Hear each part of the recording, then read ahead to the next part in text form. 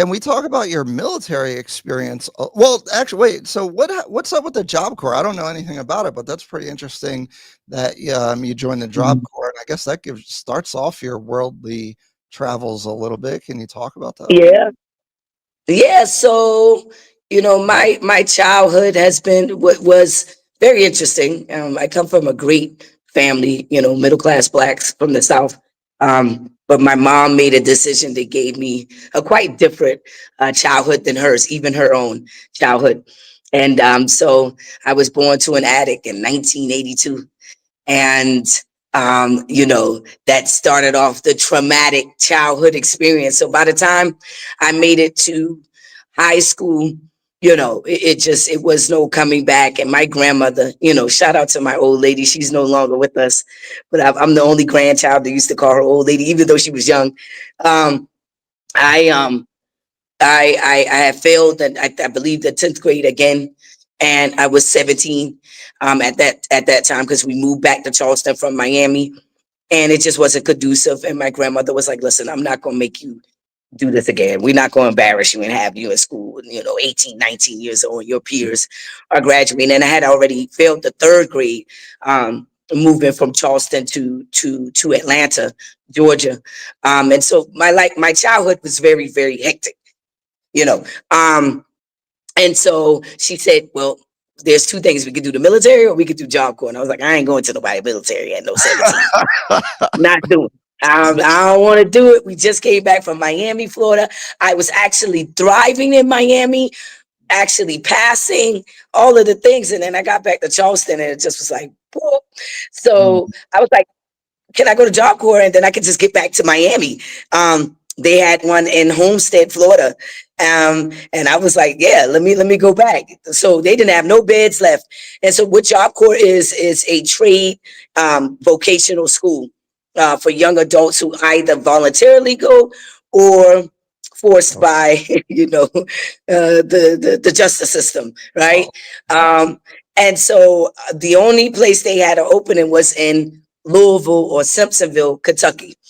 Um, and so I chose that. I said, "Forget it." I was like, "Kentucky? Is there black people in Kentucky?" I got to Louisville. Hey, Jesus, like our Nigerian friends, the black people everywhere in Louisville. I mean, my goodness. Then I get to Job Corps. The first day they having a riot. I said, "Oh my God, what the heck have I gotten myself into?" Um, so it was one of those, situations where it was hood now. But I did get my little business clerical certificate or something like that in my GED, after playing around for 2 years in Job Corps. Don't judge me, y'all. But your girl was a rebel. Your girl was definitely a rebel, and super tomboyish and daring and risky and all of the things. So that's kind of my story with Job Corps.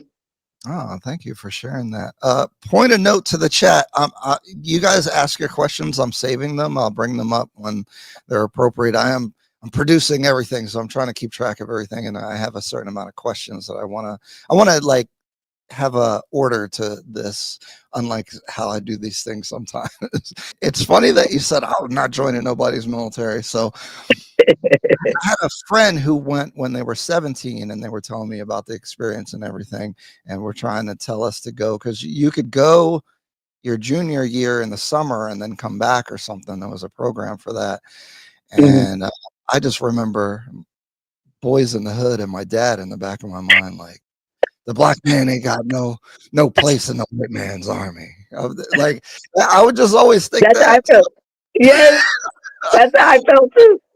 The recruiters would come around, and I'm like, heck no. And then, No.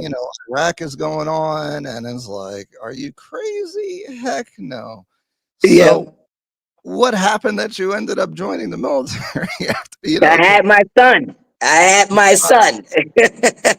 that'll do it. Yeah. Yeah, that'll do it. I was like, "All right, shorty, you got a GD. You ain't got really nothing going on for real, for real. You out here wilding. I'm talking about wilding in these streets. You think Mm. you a whole gangster, okay? Um, Shorty, you gonna either be dead for real or you gonna be in prison, like for real. Like I really thought I was a gangster. So, um, um, I chose the military for my son, who is now 19 years old. Oh wow.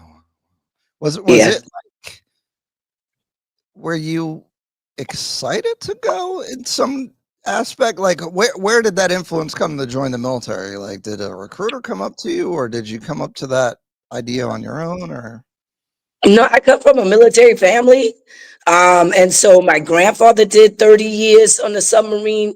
He actually went down in the history being one of the first black master chief of a submarine.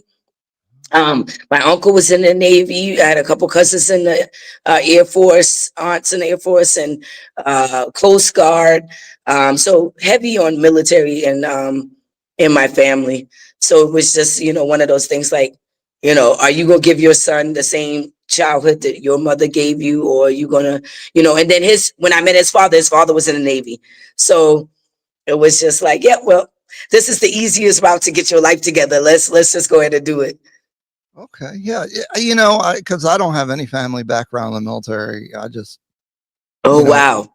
later I just looked, why pay for college when I can join and all the benefits and all that kind of stuff. But it still seemed crazy at the time because I didn't have any familiarity with military life or any of that. It was like Mhm. taking a chance. But it's interesting because I think it sets people up for life. I mean, the military is a great Yeah, thing to they do. do. I mean, they don't let you fail. Well, at least back then, especially because they weren't kicking anybody out because they needed everybody to deploy.